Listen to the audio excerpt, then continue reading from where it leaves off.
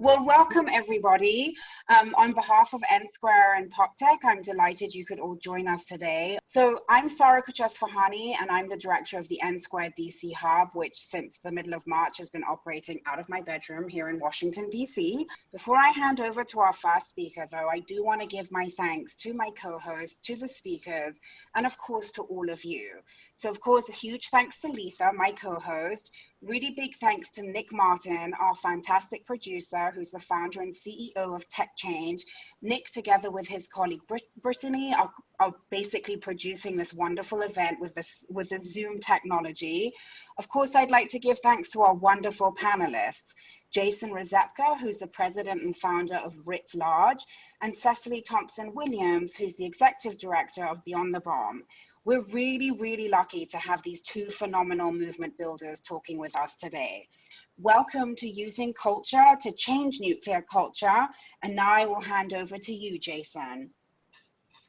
Danny, thank you for that generous introduction, and it's great to be with you all today. I know we're in a bar, supposedly, metaphorically, and there was reservations about presentations in a bar, but all the same, I've got a PowerPoint presentation for you guys that I'd like to share. Just as some kind of supporting visuals to reinforce some kind of points that want to get across with this time that we have together. So as mentioned, I'm the president and founder of Writ Large. Our purpose is to help nonprofit leaders harness the power of culture and coalitions to accelerate their impact. And the lessons that inform the work that I do are kind of built upon experiences that I had for many years at MTV, running the social impact team there, as well as founding the cultural practice at Everytown for gun safety, and then spending a few years at SY Partners, starting the societal impact practice. And what I've realized through those experiences that I am an evangelist for the power of culture, and for nonprofit leaders especially to harness that power. Because as you'll see through some things I want to share here, I think it's a critical tool. I think it's an underused tool. And if we care about affecting massive change in the world, I think that culture is critical and essential. And I want to try and persuade you today of that belief. So why culture? I'll give you two quotes from presidents and one from the godfather of modern movement theory. One comes from Abe Lincoln from my home state of Illinois. Public sentiment is everything. With it, nothing can fail. Without it, nothing can succeed. Culture is extremely important and critical in shaping public sentiment. There's another statement from FDR that says, I agree with you, I want to do it, now make me do it. Culture is a very powerful tool for persuasion, and especially persuading people in power to make the right decision. And then there's a third quote from Marshall Gans, who, for folks who aren't familiar, freedom rider in Mississippi in the mid-60s, organizer with SMCC, worked with Cesar Chavez here in California for many years, unionizing California farm workers, developed the kind of organizing strategy for the Obama 08 campaign. And Marshall Gans argues that we only have three levers to affect change at scale. And those are politics and policy, economics and culture. So, I really deeply believe in and have internalized this worldview that we really have only three levers to pull. And a lot of folks who work on change of any kind focus a lot on political and policy change. They may focus on economic levers as well as a means to that change. But I find that it's exceedingly rare that they use culture or that they use culture to its fullest extent. And so what does using culture to its fullest extent look like? I'll come back around to that in a second, but first we have to define what is culture. Culture is a weird word, like the word the. Like if I asked people on this group to define the word the, you'd be like, I don't know. Like ask somebody to define culture, they stumble.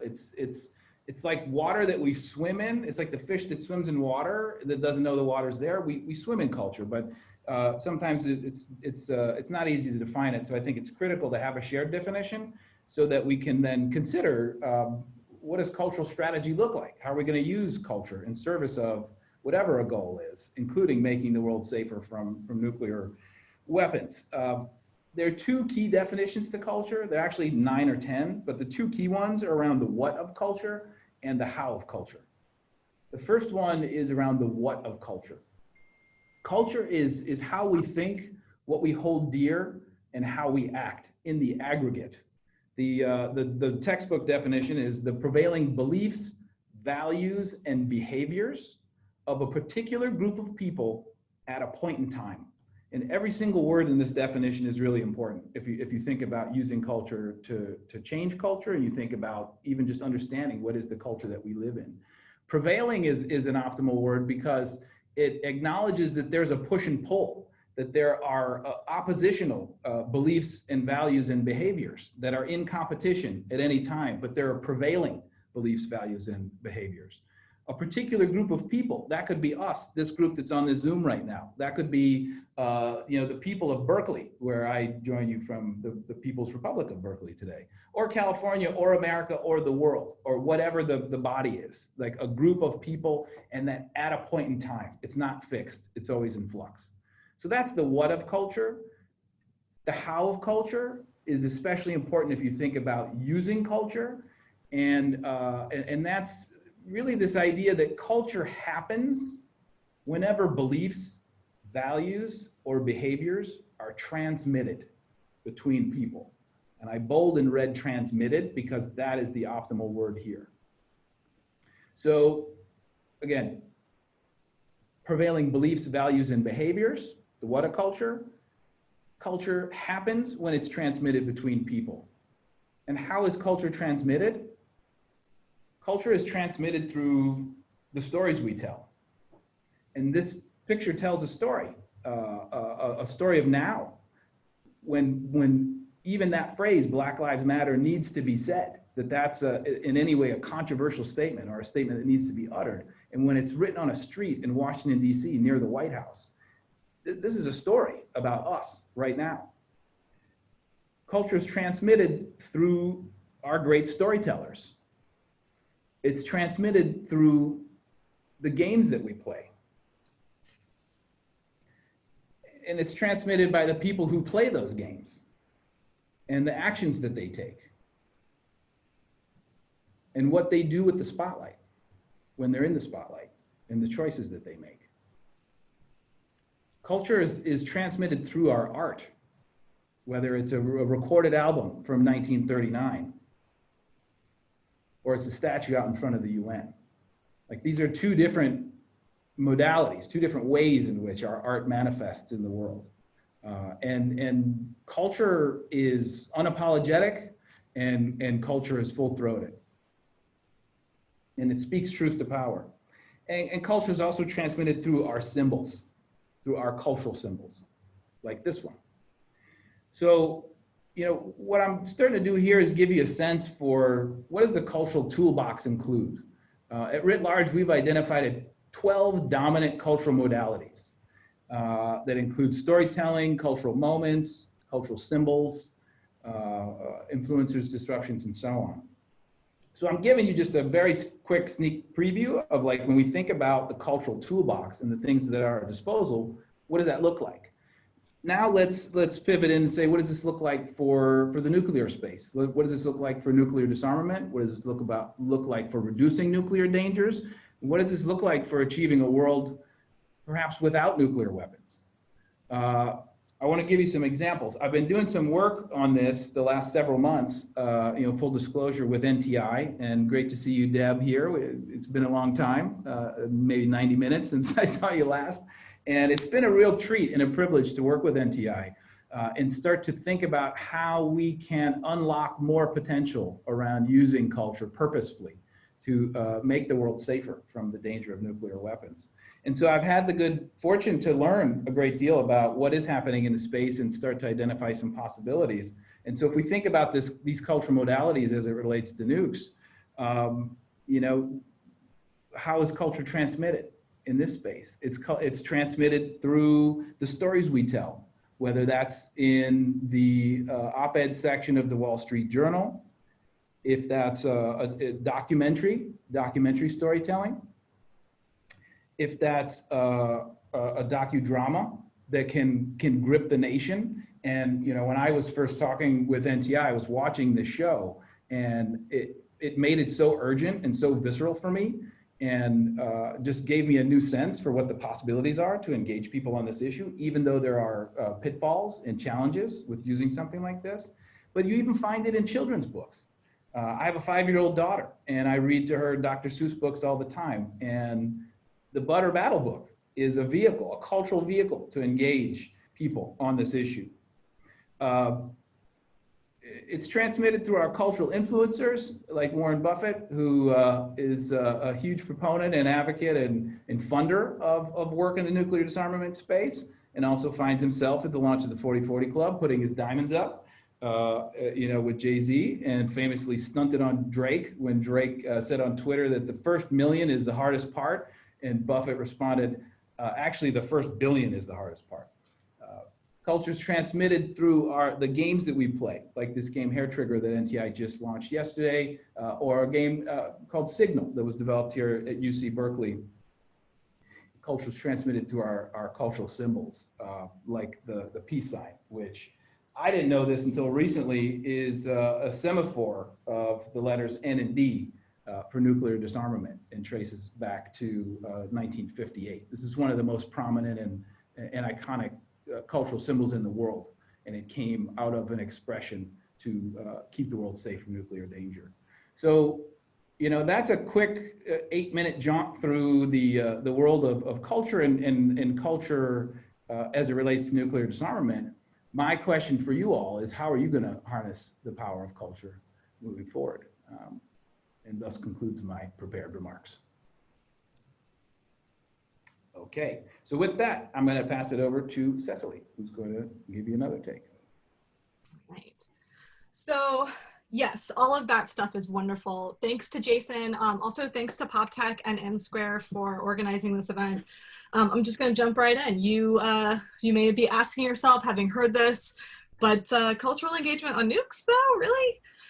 And so I am here to win you over that, yes, this is something that we can and should be doing. So let's start here. I want you to take a moment and bring to mind your favorite TV show or movie or book, your favorite musician, if you can find one here to choose from. If not, think really hard, really imagine it, visualize your favorite piece of culture. And I want you to think about what you see, and do you remember the lines? Can you hear the music? Do you remember the sort of dance steps, perhaps? Take a minute. Now I want you to think about the feeling that sparks in you. So does it make you happy? Like, maybe is it like watching Monty Python and it's hilarious? Or does it make you a bit sad? Perhaps it's a love song that reminds you of a better time or of something lost. Does it raise your anxiety? Maybe it's a super awkward scene from The Office. I want you to think about the emotion that it really brings. And for most people, this is a relatively easy exercise, right? You can sort of tap into some piece of cultural artifacts that raise this emotion for you. All right, next, I want you to take a minute, close your eyes, and I would like you to conjure the details of the best policy package to reverse climate change. So what are the nuances of this policy package? I want you to think about all of the bullet points that are included in this policy package. And as Marie Kondo would ask you, I want you to think about whether or not this policy package sparks joy for you. So take a minute. All right, how's it going? Everybody have a really solid image of this policy package and have strong feelings about it sparking joy? All right, let's be honest, it's probably not crystallizing as easily for you as your cultural artifact was. So here's why. Story is the currency of values and ideas. People feel comfortable and at home with the cultural artifacts that they consume. But why? Well, we've been hardwired over millennia to understand the world through story and artful expression. Stories have always been cherished by human beings because they allow us to make sense of our strange and scary world and to share and spread our values. So the best stories not only teach us what's important, but they also teach us what isn't important, and they do it in a language that we are compelled to remember, to repeat, to revise, and to reiterate. In other words, to share. So take, for example, Greek mythology. I would wager that everyone on this call can name at least one aspect of the modern world that's still tied, even if only a name, to the pantheon of Greek mythology, the perhaps most famous set of stories. The trident missile, anyone? We are surrounded by the everlasting effect of these stories. And while policy is important, it's actually story that forms the DNA of our identities and our societies, not these policies. So stories are an indispensable part of creating change within our society and our identities. And what's more, when it comes to dealing with difficult issues, such, just for example, the major existential threat of nuclear weapons, there's no better way to help humans process and determine how to act than through our cultural homes. But as policy advocates, we all too often steer away from this realm in favor of more serious facts and figures. We want to make sure that we're speaking exactly on point with the facts instead of trying to connect with our audiences. And too often we're thinking of our audiences as email addresses or simple personas: white suburban female, Latino male swing voter, college graduate young professional. We attempt to message to these individuals based on some algorithm of what we think will best win them over, this fact or that figure or this visual aid. But if we don't really put flesh on the bones of these personas, then we forfeit a huge opportunity for engagement and activation. Our audiences are, in fact, whole people. They are not just email addresses. And if you ask them to do the activity that we started with, thinking about some cultural icon that they really love, they too would have a great feeling for those cultural favorites and have very little detail and emotion tied to that policy package. So another aspect of this, and Jason referenced this, polling data from Rethink as long ago as September 2018 found that elites, policymakers, supported policies like no first use, but they were reluctant to act on them without public pressure to do so. They need that political cover. They need to feel like they're not going to lose their job if they go out on a limb and take a bold stance.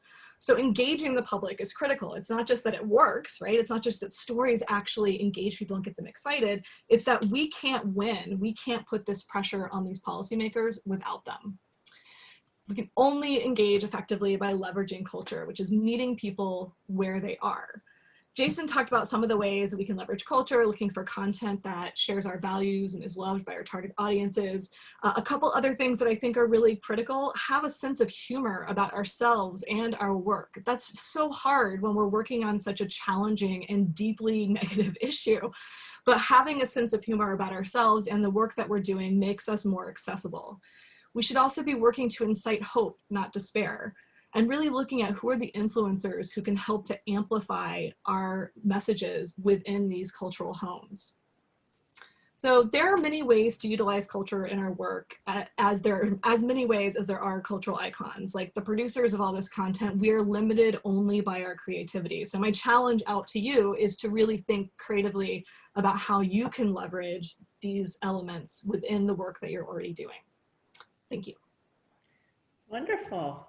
Well, thank you both. As we anticipated, this has just been amazing. And I think, it brings to the fore some of the challenges in the nuclear threat space around getting public engagement. And yet you've both presented kind of approaches and tools and ways to think a little bit differently about the whole notion of public engagement around the threat of nuclear war and nuclear weapons. That said, I don't think we've seen a major mass social movement against nuclear weapons and nuclear war since the 80s, unless I'm missing a movement somewhere, but I don't think I am, since I've lived through all that time.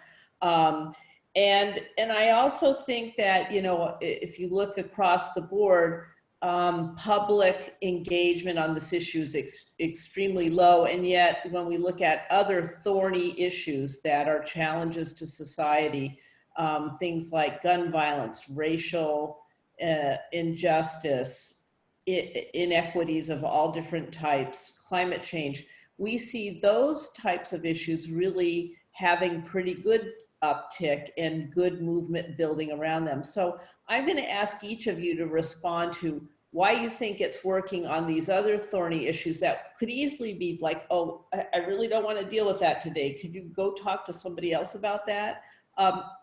why are those things getting traction and nuclear issues are not? So Cecily, I'll start with you. Sure.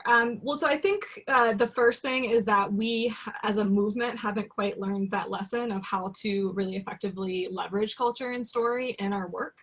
And so if you look at kind of the early days of the climate movement, for example, we're kind of at that point where we haven't fully figured out how to talk about this outside of facts and figures, and facts and figures are not engaging. So I think that that's one of the critical pieces.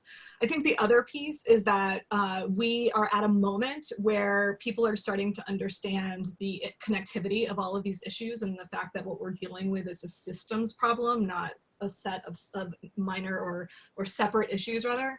And we need to approach our movement building in the same way. So we should be looking at how do we integrate nuclear policy into the climate movement, into the racial justice movement, into all of these other spaces, as opposed to trying to pull energy from those spaces into a new nuclear movement. Jason? Yeah, it's great points. And to build on it, the NTI work showed me that one of the big challenges that everybody I spoke with identified was proximity. This threat does not feel proximate to people's lives, and some of these others feel quite proximate in terms of lived experience. So proximity is key. The reality, though, is we're not going to bring the threat more proximate to people, so we need to tell a better story. And that's where I think story is a critical facet here, and it connects to another concept that often talk about, which is share of concern. People do not have unlimited empathy. People have finite empathy. The country can only prioritize so many things at a time. So, in some ways, you're competing for share of concern. And there are movements and issues that have quite effectively made an argument for focusing on that issue. My entree into activism was the genocide in Darfur in Sudan. And so college students in the United States were fighting to stop a government from killing its own people half a world away. It didn't touch their lives at all. But that movement really effectively used the power of culture to enroll people. And so I think we can learn lessons from other issues that do this quite well. And I think we need to, in some ways, be thieves of what works from other playbooks and employ those tactics here as well. Great, thanks. So we're going to get ready to send you all off to smaller groups. And I think because we had always envisioned this at some cool tiki bar in DC or some other venue, Nick is usually my guide to all these kinds of cool venues around DC. We've had a number of little happy hours, PopTech happy hours in that city over the years. So we have to pretend we're at the little high top table and you're meeting your new friend that's sharing that table with you over a drink or some refreshment. And Jason, I want you to send the group off to those little conversations, and you have to keep this to about 5 words. What's the call to action to them? Like this group, we got a bunch of really smart people here, all doers, great thinkers. They have to come back responding to a call to action. I saw you counting there. Well, it's probably the same thing that was at the end of my deck. Use the power of culture, question mark? Perfect. And Cecily, same challenge, 5-ish words. What's success look like? Like, we're designing for success. What's it look like? I think it's a just nuclear-free world. Excellent. Nick, I'm going to turn it over to you to send us off to the breakout rooms, and we'll be back here at about 5:10 sharp. Welcome back. Welcome back, everyone. Welcome back. Hello. Hi, Charlie. Hi, Deb. Hey. Nick? Okay. Hi, Jacob. Waiting for the rest of the group to come back. Some folks want to stay at the bar, I think. Okay. But you have the ultimate hook right there, Nick. It is pull them back in. I can Yes. do that. I can, in fact. I gave them the 60-second warning. Yeah, we'll get everybody back in a sec here. Here we go. Okay. Welcome back. All right. I think that's everybody. So, Letha and Sarah, we're now going to open up the floor, but I don't know if Letha and Sarah, if you wanted to say a few words about what we're hoping to achieve with this discussion portion of the event here. Well, I think that, Sorry, I couldn't see you, Letha. there you are. I mean, I think I'm going to go back to Sarah at the start, and some of you had joined a few minutes late, to just talk, maybe Sarah, revisit the goals of the mixers and, you know, the kind of highest hope for outcomes, because that helps guide I think our conversation here, which tends to be robust. So I think, one of the goals was to provide an opportunity for cross-pollination. So I hope you all were able to cross-pollinate. And I should probably begin by saying, I hope you all were in a room with people you didn't know, because we want to, we want you to all to expand your networks. We want to build community and to expand our networks, which is what I just said. But also, I think this is like the key part: introduce new approaches to problem solving, process complex issues, and create paths to public engagement. And so I think for the next 10 minutes or so, or even longer, we just wanted to give you all an opportunity to kind of share back with, the groups that you spoke to, what kind of resonated with what you heard from both Jason and Cecily. What did you kind of discuss with your groups? But even if you had questions for Cecily and Jason, this is kind of the opportunity for you to kind of raise them. So you can either pop them into chat to either me or Nick, or you can raise your hand and we can try to figure out, we can try to navigate both screens. But really it's an opportunity for you all, because again, imagine we were in a pub, you would be striking up a conversation, and here are the speakers, so here you get to go and have direct access towards them. So right. Who would like to go first? Nick, I'm handing over to you because you moderated this last time and you were fantastic. Absolutely. Thanks, Sarah. So listen, I see Jacob, his hand raised, and then Alan, I'm going to have you on deck. And again, if you can't figure out how to use the hand raise function, don't worry, just wave vigorously or raise your hand. I will find you and flag you, and we'll hear from you. So Jacob, over to you, and reminder, try to keep the comments short so that we can get to as many people as possible. Jacob. Yeah, thank you. One of the things that me and Hallie talked about was how culture can change really slowly, and that can be kind of frustrating when you're working on something like Hair Trigger Alert, when there's 900 nuclear weapons, that the president can launch at any second. So I was wondering if Jason or Cecilia had any kind of comments on, that kind of gap between the emergency of our issues and then how slowly culture might change so that we can work on them. And let's get a couple questions going, and then we'll come back to Jason and Cecily. So Alan, I'm going to come to you, and then Colleen, I see your hand raised, so you are on deck. Yeah, thank you. I raised a point in our group that it seems to me there's a lack of pickup from so many people on this issue of nuclear threat, because we've had nuclear weapons with us since 1945. They haven't been used in wartime. I mean, we had all the nuclear detonations and nuclear testing.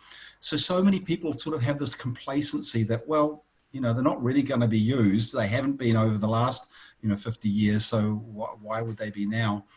And that's where I think, in terms of building our movement, I really liked what Cecilia was talking about. If we can bring this issue into the other issues and see how nuclear disarmament can actually help sustainable development, can help general peace issues, can help the economic reconstruction after COVID, because the amount of money that's going into nuclear weapons could actually help all those, then that could be really good. So we're really interested in taking forward that idea. And we got this, this is where the money is going at the moment, the nuclear weapons, and trillions of dollars. It should be going on this instead. And we'd love to do an online counting. We did a physical counting, and we got a lot of different people coming and taking the money from the nuclear weapons and over a week in New York and putting it into the Sustainable Development Goals. So we're translating this into an online counting. We'd really be interested in people's ideas about how to bring in story and culture and get people really, this is a practical thing that people can do to get engaged and give benefit to these other issues from nuclear disarmament.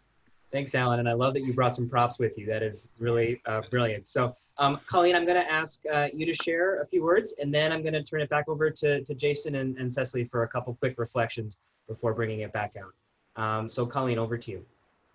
Yeah, Yeah, I work with Cecily, so I may already know your answer, but maybe not. So maybe I'll be surprised. But you were talking about both proximity and intersectionality, and how like culture may have to like come before like proximity, and it's not always like an issue of proximity and making it like directly connected to people's lived experiences, but like I think that is simultaneously important. So I'm wondering if you have like concrete solutions on like making that proximity part of culture, because even though there's like some issues, like you brought up the Darfur like activism in the United States, like we can probably like kind of combine like making that more of like a cultural phenomenon along with proximity, because it's not only about like learning from these movements, but it's like forging this mass movement where the fight against nuclear weapons is incorporated as part of that mass movement. Thanks, Colleen. So maybe some quick reflections, Jason or Cecily, and then we'll go back to a few more folks. Sure. I'll jump in really quickly and then pass it back over to Jason. I'm going to start with Colleen because it's fresh on my mind, and then I'll go back the other direction. So I think in terms of proximity, one of the things that we talk about at Beyond the Bomb is nukes as issue zero. And the essential idea being that if a nuclear weapon is used somewhere, it's going to affect all of those things that you actually care about on a day-to-day basis. So when you think about proximity issues, all of those issues that get you up in the morning, that get you out the door, have the potential to be ruined and catastrophically so by nukes. And so the primacy of nukes, it's sort of set separately from however you might prioritize other issues. And that's been something that has worked well for us as we've engaged diverse audiences working on other issues. So again, looking at how do we engage outside of the nukes movement and really partner with other movements. To Alan's point, I think that piece is really critical, right? Is figuring out what are those connection points? Where is the intersectionality, whether it's related to healthcare or racial justice, whether it's related to our spending or to the environment. There is a thread of all of those issues within the work that we're doing. And they're really clear, and they all come with great stories, or terrible stories, but powerful stories that are worth sharing, right?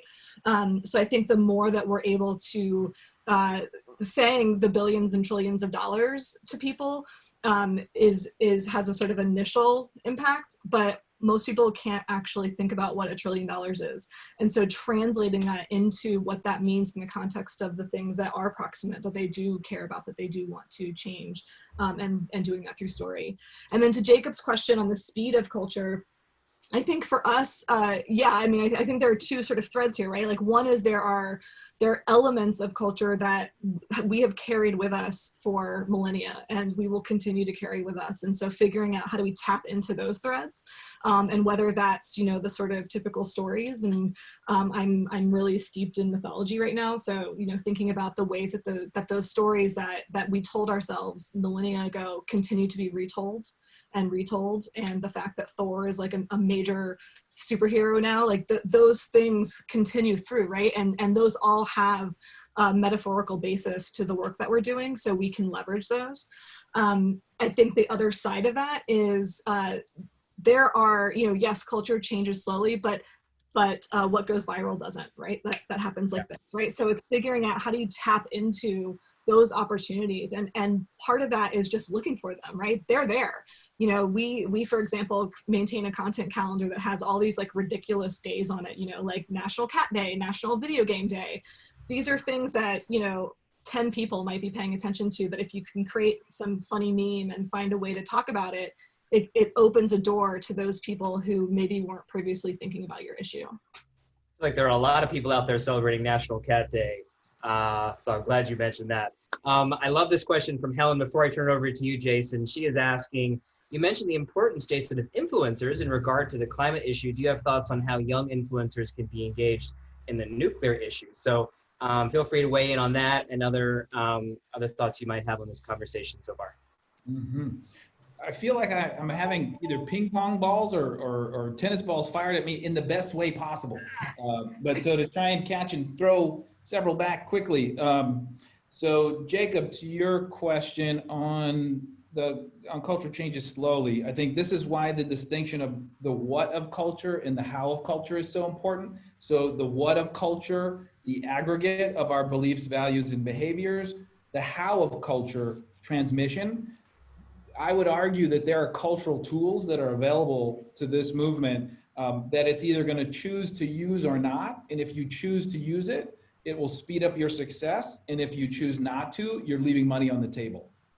Full stop. So, and there's also this like slowly, then all at once. Like there are a lot of issues where when marriage equality happened, people are like, oh, wow, like that happened so fast. Back to Harvey Milk. You know, it's like there's like decades and decades of work, and then you only realize the gains sometimes in a very short period of time. I think we're seeing that with Black Lives Matter as well. On Alan and Colleen points, proximity and an old issue, complacency.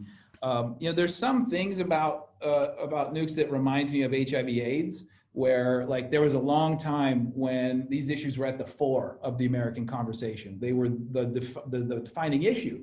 And then, you know, something changed, and like, you know, Magic Johnson, you know, he got HIV/AIDS and it's not a thing anymore, right? You know, so it's like, how do you keep people focused over the long arc on urgency? I think with this issue, I'm not a big believer in the existential doom frame. You know, I mean, like I don't have, it's just hypotheses still, but I feel like a lot of that stuff can be immobilizing to people. So while you want to make the stakes clear and the risk clear, because people don't see it in their day-to-day lives, I think there's this stress test of like, is it credible on its face? You know, does it resonate emotionally? And so that's why I do think there's something to intersectionality, where you can kind of find the intersection points with other issues that people are already focused on and spending their days on. I don't have the answer, but I think that there's really a lot more work we need to do, and there's a lot more experimentation we need to do, because ultimately, like, all this is hypothesis making until you put it out in the world and see how people respond to it. It's just a hypothesis. And then really quickly on the influencer point, I think we need to really have an expansive view of influencers on this issue, and celebrities may actually be the absolute worst messenger on this. I've seen recent polling where it's like they asked voters, like, who would you look to for your cues on, you know, reducing nuclear dangers? It's like military leaders, you know, veterans, former presidents. I think, you know, it may be that Warren Buffett is a much more effective influencer on this issue than Drake, you know? So I think we need to really think about outcomes, who holds power, where are the decision points, and who's going to influence those decisions. I think that's really the lens that's required. Great, thanks, Jason. I'm gonna turn it over to Lonnie for a few thoughts, and if I can ask Sylvia, Timothy, and Orion, if you can type some of your questions or comments into the chat, we can try and capture those as we wrap. But Lonnie, the floor is yours. Thank you. It's great to be here and to get to know you all, and Jason and Robbie too in my breakout room. So one of the things I'm thinking about is sort of this analogy to the Black Panther film, right, where you have the kingdom of Wakanda and the kind of proliferation of weapons that was at the heart of this film too, right? So you had the King T'Challa that didn't want to open up Wakanda and share their knowledge with the world, and then you had Killmonger, who wanted to use and leverage the weapons to, you know, get revenge, right? So I think there's this kind of, you know, two things. What I'm thinking about here is where folks of color can be particularly suspicious about, in other cultures, about a nuclear framework that was, you know, comes out of sort of a white supremacist arc, right? Where the nuclear weapons were used on another people, right? The Japanese. So there is like, how do you know, cutting through those layers of suspicion, right? Sort of the Killmonger effect that I'm really interested in here too, because at the same time, like we're saying Korea shouldn't have nuclear weapons and Iran shouldn't have nuclear weapons, but like, how do we kind of reframe it as these are really enormously intelligent folks that have leveraged their resources, you know, where they could be putting them somewhere else, and even their own peoples would love that, right? Too, but I think it's something to consider in the arc of the story that you're telling, right? But I think that we find solace in looking at defunding the police as a metaphor for how do you create community protection for the world, right? And that's where I'm like interested in how do you kind of use that analogy of defunding the police and take it globally to defunding nuclear weapons, right? So I'm like really curious about how do you create stories around that, you know, instead of a Black Mirror riveting film, how do you create a more I don't know, inspirational film that includes that. I wanted to say White Mirror, but you know, I'm trying not to use that terminology of white and black necessarily. But yeah, so anyway, I'd be curious about thoughts on that too. Thanks, Lonnie. Thanks, Lonnie. Thanks so much. So I think Sarah's saying we have time for one more question from Alex, if you'd like to ask, and then if you didn't get your question asked, feel free to go ahead and post it in the chat, and we'll try and have our presenters answer them. Alex's question is in the chat, I'm hearing. So Alex's question is, climate change seems like a useful analogy, existential threat, potentially overwhelming, etc. Are there lessons from climate activism that we can take into the nukes world? Final question, and we'll kind of end with reflections from Jason and Cecily. So I'll just very quickly to reply to Lonnie's comment and then to Alex. First off, we could have an entire separate week-long seminar on your question, Lonnie, and I think we should. I'll say just a couple of quick points on it. One, I think that the history of the civil rights movement and the history of the anti-nukes movement are so deeply intertwined, and a lot of people don't know about that, but I highly recommend learning about that because, yeah, hey, me too. This book is African Americans Against the Bomb, and if you are not familiar with that history, I highly recommend checking that out. But I think that the fact that those are so deeply entwined is not just, you know, a coincidence. There is a very clear reason why that justice space and the nuclear space are connected, and it comes down to what you were talking about, defund the police and all these pieces. This is a spectrum of white supremacist violence. And so really looking at where those connection points are, particularly at this moment in an authentic way that it stands in solidarity and is additive, is really critical. And I harp on that and could talk about it for hours, but I'll stop and instead talk about Alex's question about climate change. And yes, I absolutely think that there is a useful analogy there, which is that it took the climate movement decades to realize that they needed to talk about story, and they needed to get into a conversation about the future and envisioning and things like that in order to build an effective movement. They started with facts and figures. They started with scientists, and they couldn't understand why no one was responding when the scientists were being so clear about what was going to happen. And part of that was because it was all facts and figures. And so I think that our lesson from that is we have to move faster than they did, and learn that lesson about moving into story and away from the facts and figures. Moving into hope. And I'm going to turn it over to Jason now, and there's some other great questions coming into the chat. So Cecily, if you want to try and answer some of those too over chat, that'd be great. Jason, the floor is yours. Final thoughts. Sure. Well, just on the hope note, I mean, I think that's so critically important, and especially with issues like this, movements like this, where the win, the ultimate goal, the top of the mountain is not at hand. It's a long ways off. I think you only get so far with the reptilian fear-based appeals. I think you have to give people something to be for. What are we fighting for? Not just what are we fighting against? And, you know, to the declaration, Lonnie, raising that up, you know, when I was at Everytown working with Robbie, you know, there was a year where we went through, there was another like spectacular mass shooting, like pretty much every 4 or 5 days for the better part of 4 months. And I think 2/3 of the way through that, I went to Robbie and the team and I said, I want to start a campaign called We Can End Gun Violence, because I want people to hear those words. I want them to hear the phrase, we can end gun violence. There's not like some other authority up on a mountaintop that's deciding this. It's up to us. And we can't begin the process of ending it unless we hear and believe that statement. So I'm very interested in affirmative, hope-based appeals and painting a picture of the world that we want to build, not just always about the negative contrast of the risks that we work to mitigate.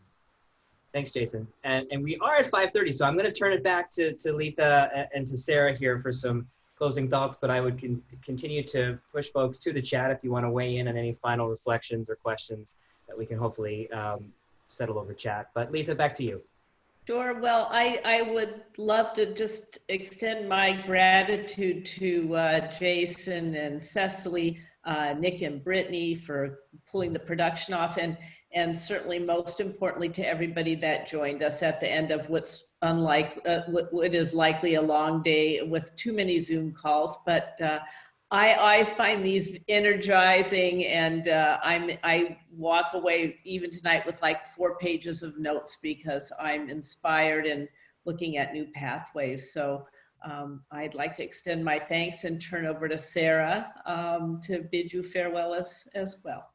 Thank you. Well, I just want to echo everything that you said, Lisa. Obviously, thank you to Jason and to Cecily for such, just such inspirational and kind of like now, how are we going to sleep tonight? You've given us too much to think about and it's going to keep us up at night. But thank you.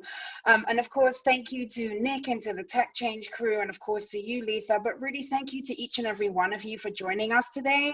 And as I said, we have more coming up. I think our next one is going to be on the 24th of September. We're taking the month of August off because it's August, but stay tuned. We will let you know who we'll have lined up for you, but yeah, thank you all so very much. And again, in the spirit of the virtual nuclear mixer happy hour, cheers to each and every one of you. Have a wonderful evening, and again, thank you so very much to each and every one of you.